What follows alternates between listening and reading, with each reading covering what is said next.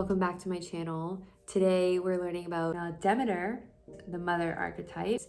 And if you don't know anything about goddess archetypes, I recommend you watch my video linked here with an overview of goddess archetypes and how they can help you.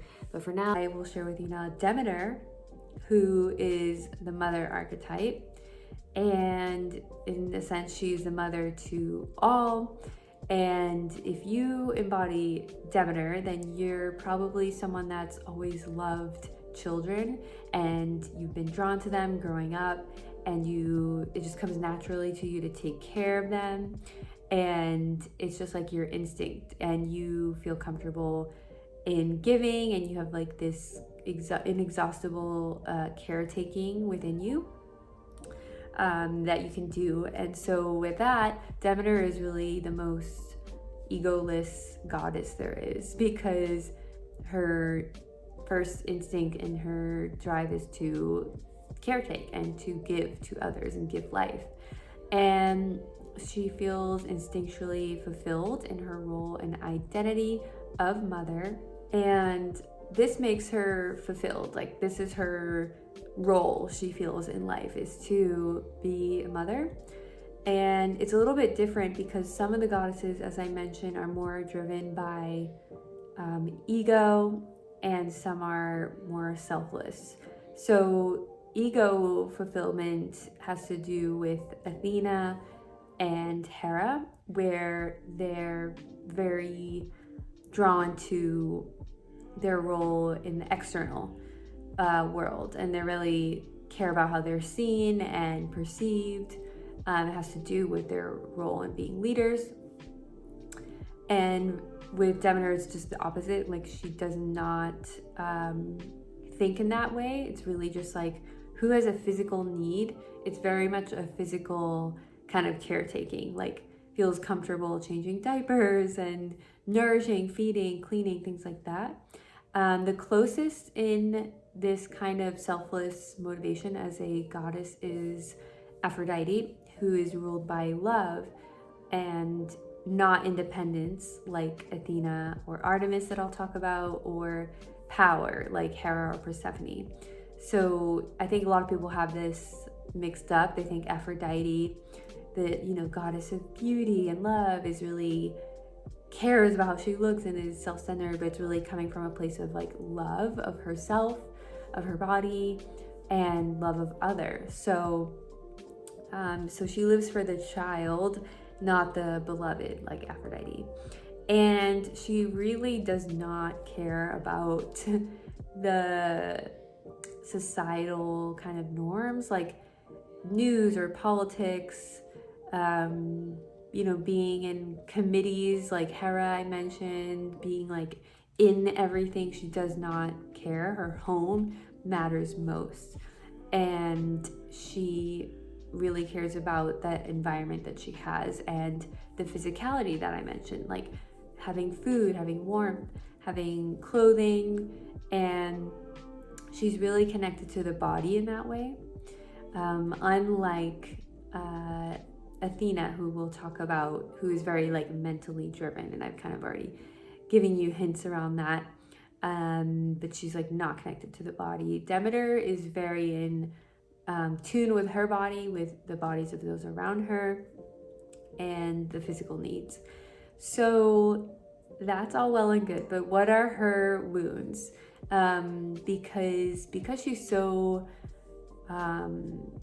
feeling like she's so connected to her role as mother, and in society we don't value that role. We just don't. We take it a lot for granted, and it's not a role that's like seen as like a career in a sense. And so with that, Demeter has an inferiority complex because having a baby means she's not involved in everything, and she is at home, and she is really more of like a rural focus. Like, her psyche is really like, let's stay home, let's be in nature.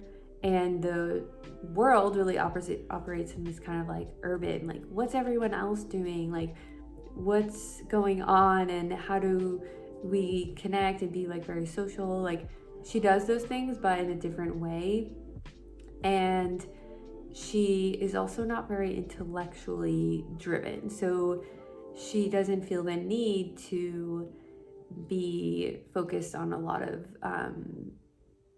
things like intellectual pursuits, which I think is also really valued in societies. Like, people want to be learning and connecting over what they're learning and talking about current events, things like that. She's just so removed. And I don't know, I can also kind of relate a little bit as well, like feeling a little bit like an outsider. But for her, she feels inferior. Like, she just feels like this role that she's in is not valued. And Demeter can show up at different points in life. It's all unique to you, but she obviously shows up when you are in the process of having a baby. But she shows up in a phase of emotional maturity in relationships, and she is really focused on love, as I mentioned, like Aphrodite. And so a lot of times we can repair our own relationship to the mother figure that we had in our life and mother ourselves by connecting with Demeter, because she is representing unconditional love.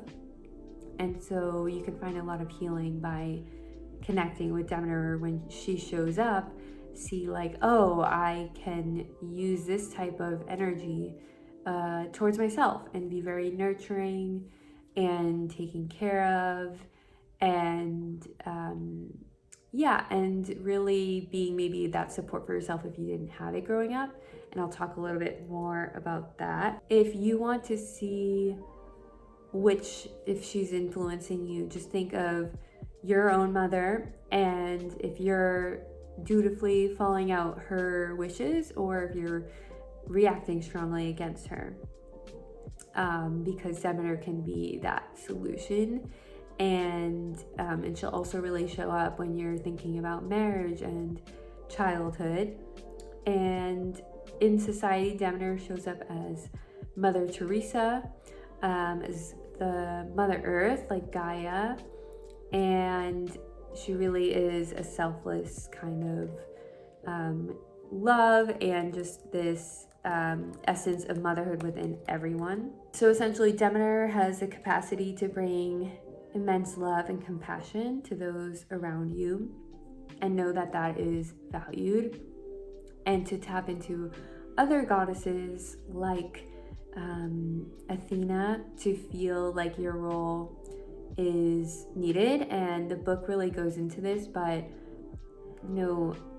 at some point there is a need for mothers to have a voice in society, of course, but especially with like reproductive rights. And it won't really work to kind of feel inferior at home, not able to do anything. And Athena can help in this sense because she feels comfortable in the world arena. She values her wisdom and her voice. And so she can be someone that Demeter can tap into to heal that. Curious if you notice Demeter in yourself. So be sure to watch the goddess overview video linked here so you'll know all the goddesses to learn about, because each one is complementary to each other. So take the quiz linked in this description to find out which goddess you are currently strongest in.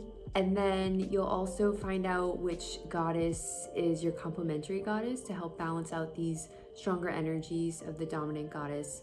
And you'll also receive a beautiful guide to connecting to your goddess, as well as a Pinterest aesthetic board with visuals, rituals, and really the symbols that evoke this goddess so you can connect with her, feel her support, feel her energy, help you move through these challenging transitions that you experience. And be sure to stay tuned for the other goddesses coming out, and then you can learn about each goddess in a single video. Hope you enjoy, and I'll see you in my next video.